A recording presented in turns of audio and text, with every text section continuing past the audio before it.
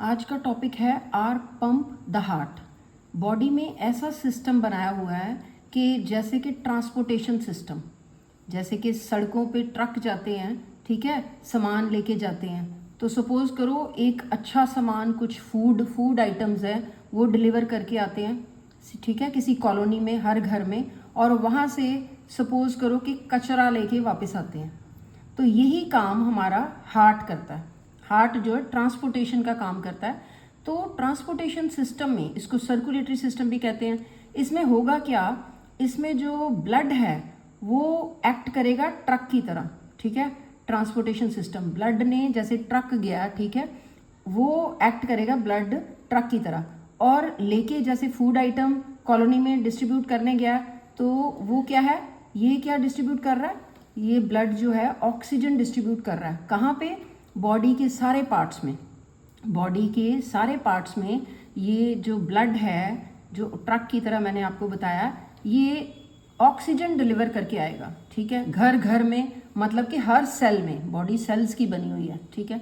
और वहाँ से मैंने बताया कि ट्रक कचरा इकट्ठा करके लेके आ रहा है वापसी में, ठीक है। और वो कचरा क्या है, हर सेल से, ये जो ट्रक की फॉर्म में मैंने आपको बताया, जो ब्लड है हर सेल से क्या वापस लेके आएगा, कचरा कौन सा है, कार्बन डाइऑक्साइड। दे के आएगा ऑक्सीजन जो कि फूड है किसका, हर सेल का, और लेके आएगा वेस्ट जो कि कार्बन डाइऑक्साइड है, वो वापस लेके आएगा, ठीक है। अब पढ़ो बेटा। The heart is a muscular organ which is as big as our fist because both oxygen and carbon dioxide have to be transported by the blood. हाँ, देखो ट्रांसपोर्टेशन का काम ब्लड ने करना है, दोनों चीजें। क्या क्या ट्रांसपोर्ट करना है इसने, ब्लड ने, ऑक्सीजन भी और कार्बन डाइऑक्साइड। और ये फिस्ट की, मतलब फिस्ट की शेप का, साइज का है, फिस्ट की साइज का हार्ट होता है, ठीक है। और मस्कुलर है, मसल्स से बना हुआ है। The heart has different chambers to prevent the oxygen-rich blood for mixing with the blood-containing carbon dioxide. हाँ, तो इसमें क्या है, ब्लड में, जो हार्ट में है, चैम्बर्स बने होते हैं, ठीक है।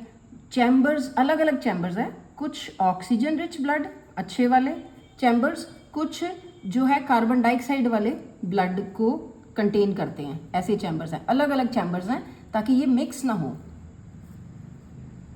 The carbon dioxide-rich blood has to reach the lungs from the carbon dioxide to be removed, and the oxygenated blood from the lungs has to be brought back to the heart. हाँ, अब ये देखो, ये क्या बात है कि heart से जो ऑक्सीजन वाला ब्लड है, ठीक है, वो कहाँ जाएगा, पूरी बॉडी को। लेकिन लंग्स का कनेक्शन हार्ट के साथ कैसे है, लंग्स से ऑक्सीजनेटेड, ऑक्सीजन वाला ब्लड जो है कहाँ आएगा, हार्ट में, ठीक है।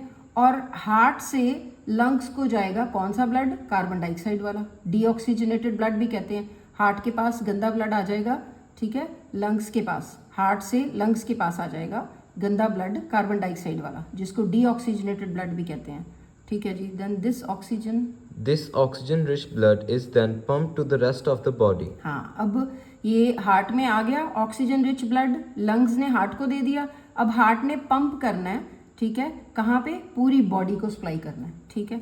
देखो हमारी बॉडी थक जाती है, हम सो जाते हैं, लेकिन जब हम सोते हैं तब भी हार्ट काम करता है, हार्ट पंपिंग का काम करता है। और ये जो है, ये रात को भी ये रेस्ट नहीं करता कभी भी। जब हार्ट रेस्ट करेगा मतलब we are no more at that time, ठीक है। मतलब कि हार्ट ने पंप करते ही रहना, और ये पंप करेगा हर सेल को, क्या देगा, ऑक्सीजन, ठीक है। नेक्स्ट देखो। We can follow this process by step figure 5.11. Oxygen-rich blood from the chamber of the heart on the left atrium. The left atrium relaxes when it's collecting this blood. It then contracts while the next chamber, the left ventricle. हाँ, relaxes. तो अब बात क्या हो रही है, इन 3-4 लाइनों में क्या बताया उन्होंने, ये बहुत इंपॉर्टेंट चीज़ है, ये ध्यान रखो कि जो लंग्स से ऑक्सीजन रिच ब्लड आता है, कहाँ पे जाता है, सबसे पहले लेफ्ट एट्रियम, ठीक है, एट्रियम को ऑरिकल भी कहते हैं, लेफ्ट एट्रियम में चला जाएगा, कहाँ से, लंग्स से। कौन सा blood, oxygen rich blood, oxygen rich blood को क्या कहते हैं, ऑक्सीजनेटेड ब्लड भी कहते हैं। फिर यहाँ से लेफ्ट एट्रियम से ये जब रिलैक्स होता है ना, तो मतलब जब लेफ्ट एट्रियम रिलैक्स होगा तो इसमें जो हार्ट, जो लंग्स है, वो इसमें ब्लड देंगे, ठीक है। जब ये रिलैक्स है, इसमें ब्लड आ गया, ये फुल हो गया ब्लड से, अब ये कॉन्ट्रैक्ट होगा, क्या? एट्रियम, कौन सा? लेफ्ट एट्रियम कॉन्ट्रैक्ट होगा, तो उसके नीचे क्या है? लेफ्ट वेंट्रिकल, तो वहाँ चला जाएगा ये ब्लड, ठीक है। और वो लेफ्ट वेंट्रिकल रिलैक्स हुआ उसमें सारा ब्लड लेफ्ट एट्रियम से लेफ्ट वेंट्रिकल में चला जाएगा, और लेफ्ट एट्रियम में से कैसे जाएगा? जब वो कॉन्ट्रैक्ट होगा, ठीक है जी। नेक्स्ट देखो। So that the blood is transferred to it. हाँ, जब रिलैक्स होता है ना ये लेफ्ट वेंट्रिकल, तब इसमें ब्लड आ जाता है।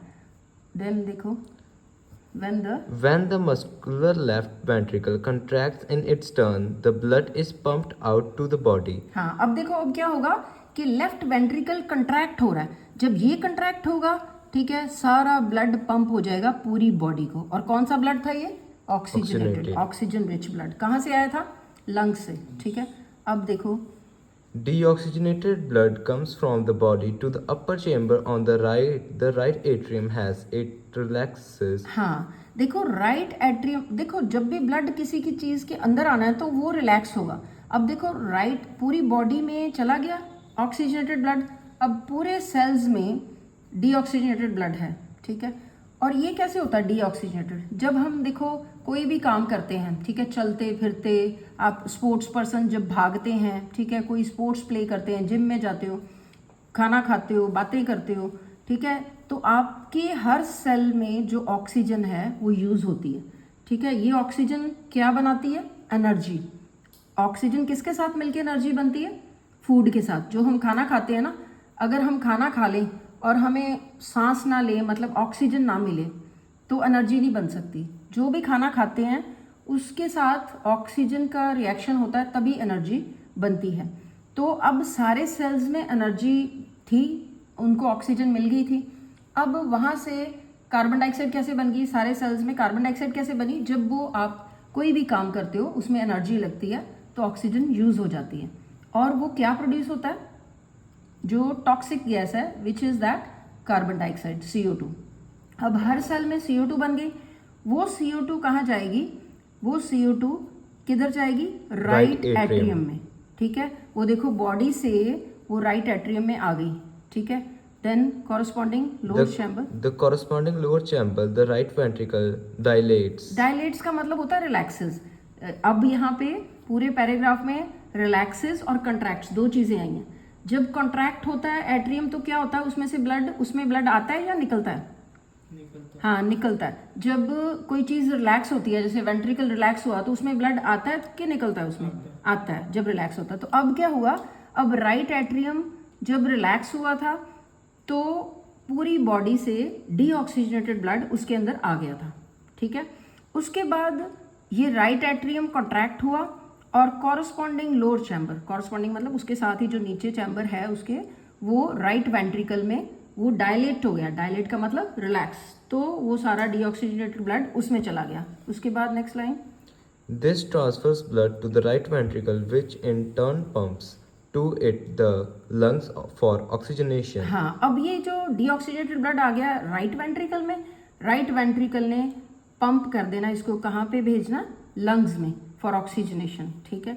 उसके बाद सिंस, अब ये बात ये जो लिखी हुई ना, पढ़ लो फिर मैं बताती हूँ। Since ventricles have to pump blood into various organs, they have thicker muscular walls than the arteria do.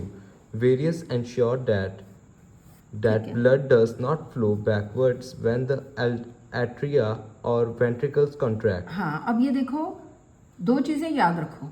एक तो ये चीज़ याद रखो कि ये जो वेंट्रिकल ये नीचे होते हैं, ठीक है ना। वेंट्रिकल की जो मसल्स हैं वो क्या है? इनकी जो वॉल्स हैं वो क्या है? वो थिक मस्कुलर वॉल्स हैं। वाई?